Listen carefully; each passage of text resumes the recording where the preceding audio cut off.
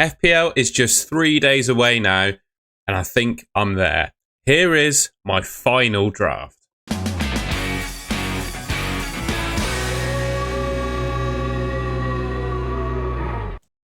All right, my final draft, but I'm not going to say that every single player in here is 100% nailed on. You know, I'll do a deadline stream on Friday. Might be another video coming out this week beforehand as well.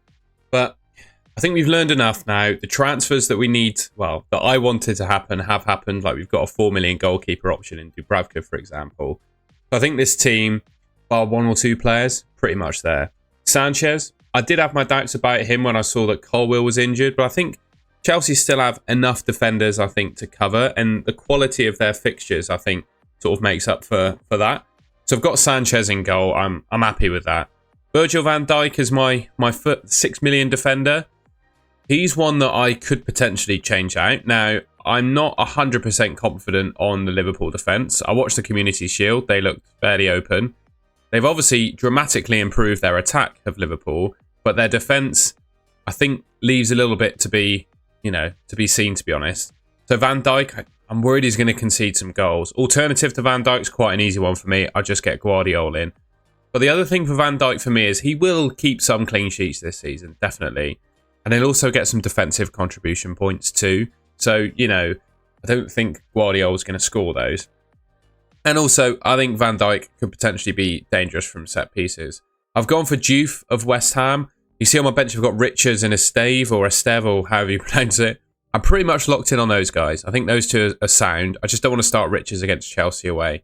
This other 4.5 million defender spot, a little bit open. I've had Anderson in previous drafts. I've got Diouf at the moment. I'm probably going to bench boost 2 with this team. So the question is, do I have Diouf or do I have Anderson? I'm probably sound, I don't know, old-fashioned, but I just don't want another defensive centre-back in my team. I want a nice rotation of 4.5 million defenders. And Diouf and Richards, I showed on my previous draft, they rotate really nicely together as well. One of them has a decent fixture every game until game week 10. Neco Williams is my Forest defender. I just didn't want to spend the extra on like Murillo or Milenkovic. I think Williams will probably deliver value for money at 5 million. I'm slightly concerned by the signings that Forest are making, but I don't think it's enough to disrupt or change my view on Williams. So yeah, that's my back 4. My bench, Dubravka, like I said, he's the only potentially starting 4 million goalkeeper in the game. So I've gone for him. Richards, I think Crystal Palace are going to do okay defensively this season. Opening fixture's not amazing, but I think across the season they'll do okay. And he was really good for defensive contribution points last season. Esteve of Burnley, I think again should be good for defensive contribution points. And of the 3 championship teams that have gone up, I back them to do the best defensively, personally. And then Mark Gu is signed for Sunderland. Hopefully he plays, because I want a bench boost in game week 2, although I'm not absolutely set in stone on that. Yeah, I think that's a decent back line and bench. Just wanted to quickly say that this team is brought to you by Fantasy Football Hub. So all of the expected points data you see under the players, and there'll be an AI rating at the end as well. All of that is courtesy of Fantasy Football Hub. If you want to put your own draft through their AI team rating tool, use the link at the top of my description. And if you like what you see on Fantasy Football Hub, 50% off using the second link in my description. And Fantasy Football Hub are so confident in their product that if you don't win your mini league this season, you'll get your money back. So check out the links in the description. All right then, well, the core structure of my midfield is largely unchanged from last time. I've made 2 major changes to this team so far. I've gone Sanchez in goal. I did have Rodgers previously, but I'm not confident in him starting, and I'm just worried about that injury. So I've sacked him off basically, which also allowed me to upgrade Kelleher, because Kelleher, another injury doubt, was my goalkeeper. So I've dropped Rodgers to Sarr. We'll talk a little bit more about Sarr in a second. And that's also allowed me to upgrade Rob Sanchez. Salah and Palmer, they've been locked in every single draft I've made. Just think Salah's probably still the best player in the game. For me, the jury is out a little bit on how many attacking returns he'll get with the other great players that Liverpool have signed. I think, they'll be shared out a little bit more. So I think there will come a point where you could consider Haaland a captaincy option above Salah. But right now, I just don't want to take the risk of not owning Salah and captaining him, because I think the downside of it not paying off is much worse than the upside, of going differential. So sticking with those 2. Bruno Fernandes, I think, is going to do great for defensive contribution points. What we've got here is the midfielders in the game, including defensive contribution points from last season. This is from FPL Tom Hadley. I'll leave a link to his X account in the description. It's been fantastic. He scored 4+ points in 55% of games last season. So more than half of games, he scored over 4 points. Only Casemiro, who played limited games, and Salah did better than that in terms of returning 4 or more points. So for me, I'd suggest that's a pretty solid stat.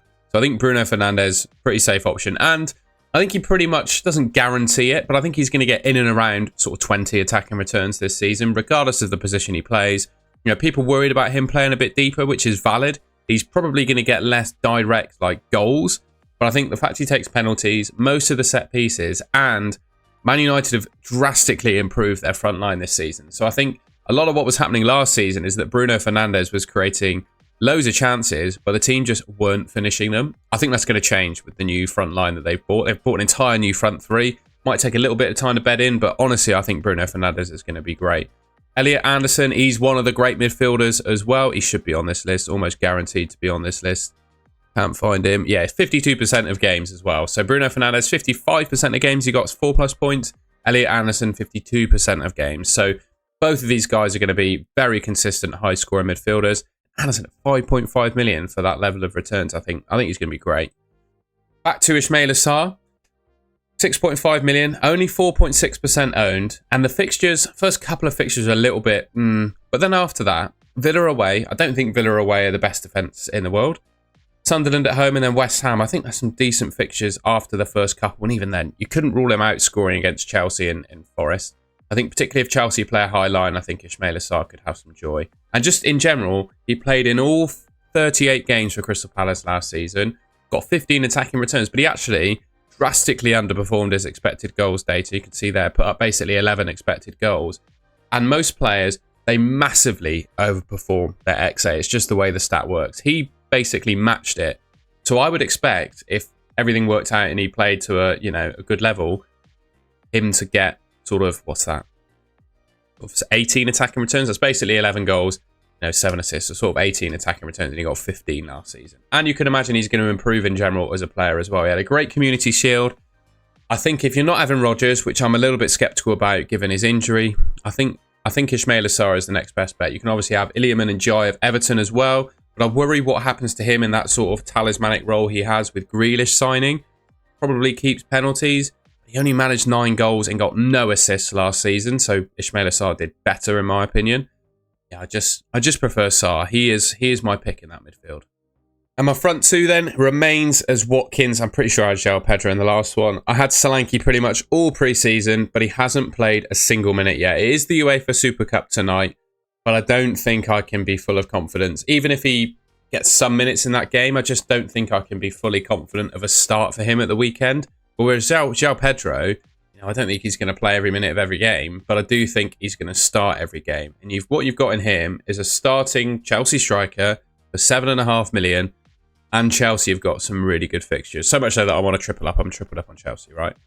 I just think he's going to be value for that. He's going to score some goals. I don't need him all season long. I'm probably wildcarding early on. The only risk I think you take with João Pedro is if he really falls out of favour quickly, there could be a potential price drop, which is obviously, it's going to hurt the bank account in FPL a little bit. That's the only risk I'm taking. But I just look at all of the other 7.5 million strikers, with the exception of maybe Mateta.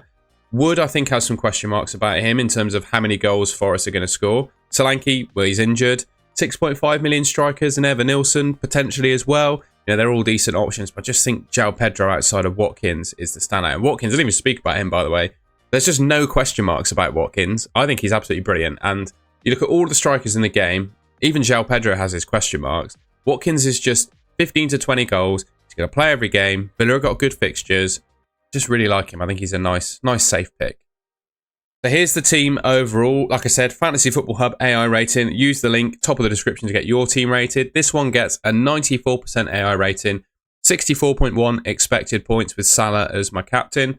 Yeah, this is pretty much my team. I feel like it's a little bit template. It definitely is quite template, but I always feel like at the start of a season in FPL, you don't want to take too many risks in my mind. You can't win the game at the start, but you can put yourself out of contention of winning at the start by taking too many punts that don't pay off. So I'm happy to...